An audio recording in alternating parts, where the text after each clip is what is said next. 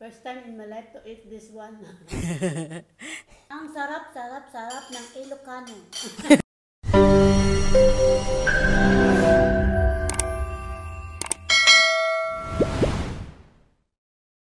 Hello guys, mapagpalang araw sa ating lahat.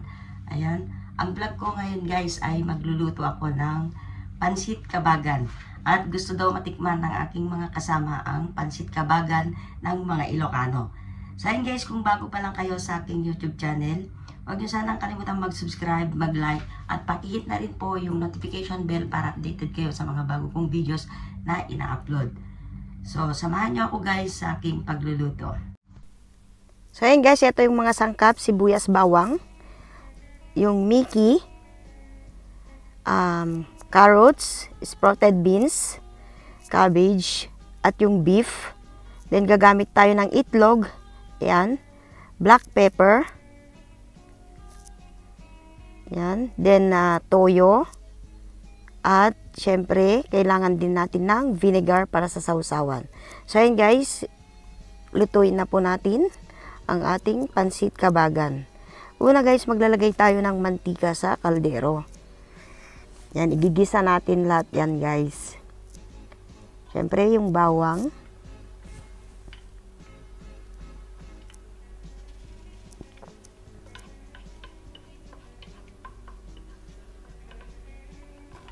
Sibuyas. At yung ating beef. Ayan. Hintayin natin guys hanggang mag-dry yung ating beef. Ayan. At titimplahin din natin siya guys para maglasa siya. Maglagay tayo ng magic sarap, konti lang, at black pepper. Ayan.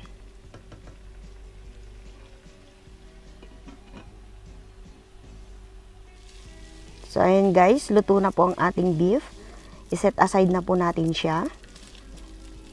Then dito rin natin lulutuin yung ating mga gulay guys.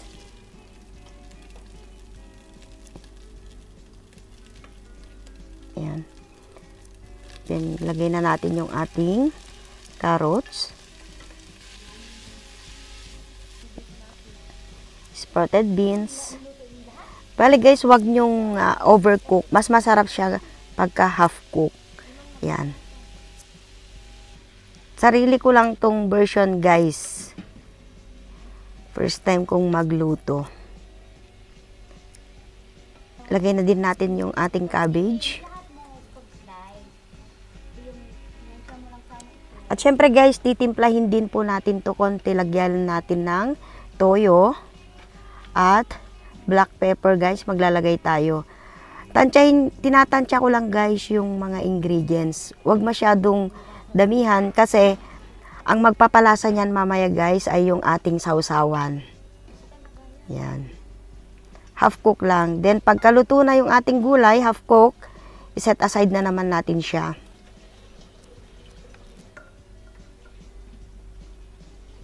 Actually, napadami ko yung gulay niya guys. Ikunti lang yung ating pansit at saka yung beef. Pero mas masarap na din yan. So, ayan. Dito ulit natin lulutuin yung iba. Yan, maglalagay tayo ng tubig. Bale, nung tinanggalan natin ng gulay, tinanggal na natin yung gulay, guys. May natira siyang yung sabaw niya. Then, hindi ko siya kinuha.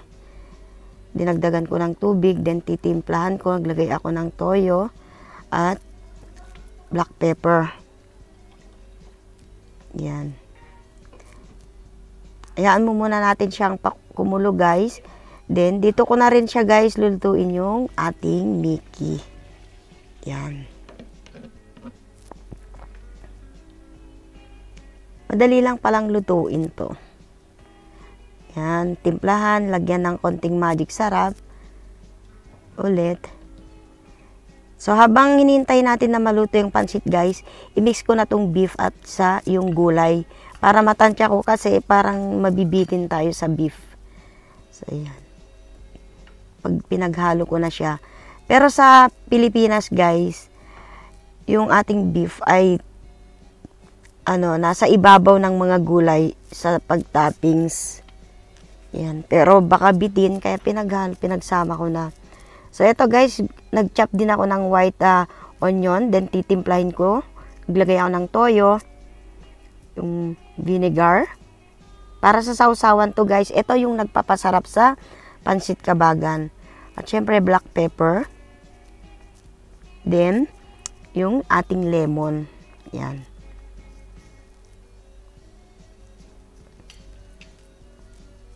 So, ito na guys.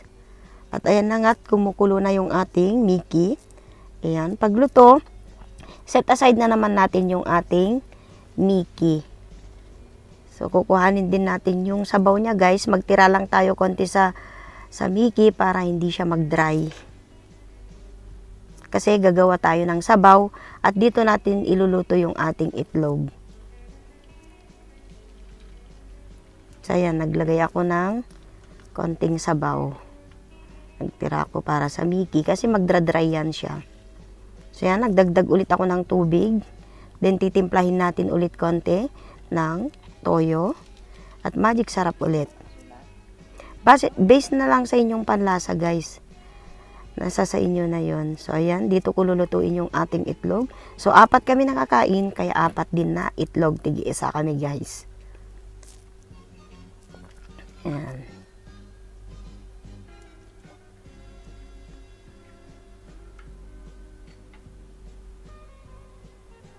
So, ayan, luto na yung ating itlog. Hanguin natin ulit. Ayan. Then, magbabatil tayo dito ulit ng itlog, guys. Bale, ito na yung sabaw natin.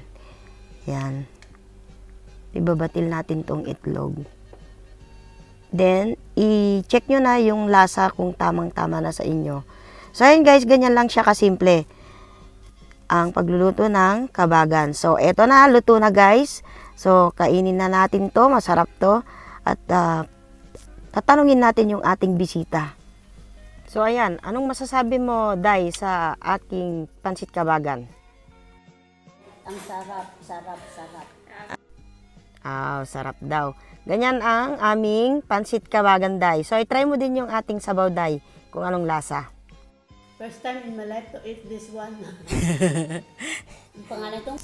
Yan ang tinatawag na pansit kabagan sa Ilocano, Day. Yan. Kain tapos magbibigay ng Ito pala ang comment. Anong comment mo, Day? Ang sarap, sarap, sarap ng Ilocano. Ilocano or yung pagkain? Fried. Akala ko yung tao ang masarap. Ayan, ubos. Ubos guys. Yung isa hindi niya naubos sa sobrang dami. Busog. Busog ba, Gladys? Busog? Busog na busog talaga ako, may promise. Next time, bilutuin mo din na may chicharon, may kanin baboy ba? Crispy pata. Kasi may ibang kasi hindi ko nilagyan ng baboy tsaka chicharon guys. Sinemplehan ko lang.